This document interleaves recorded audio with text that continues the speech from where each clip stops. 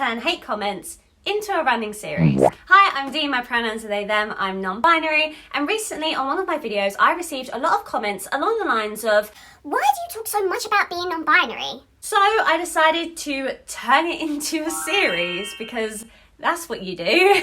Now the question is, do I want to make this an educational series? Do I just want to talk shit about myself being non-binary? Do I want to do a blend of that? Whatever I do will upset somebody, so let's just do all of it. And I guess the best way to start off this series, is to talk about non-binariness and why I identify as non-binary.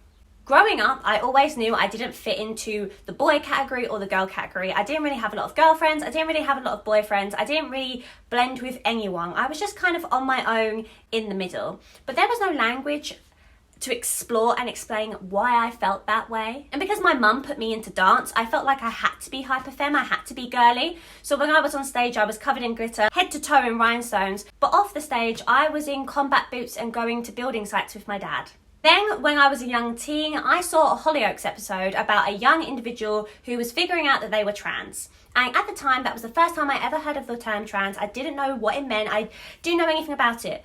But I just knew that I resonated with this individual's story. It was through this Hollyoaks episode that I kind of thought I could be a trans guy. And for a while, I did think I was a trans guy. But I did this and had these thoughts and feelings in private. It wasn't until lockdown 2020 that I came across the term non-binary randomly through one of my sex education pages, and it was like a light just went on. Seeing the word non-binary and learning more about the phrase just felt like returning home, and since then I have absolutely adored the phrase, and it is a label that I connect with on many levels. I feel non-binary in all sorts of ways. Finding a label and an identity that just summarised everything that I had ever felt since I was a young individual was so utterly freeing.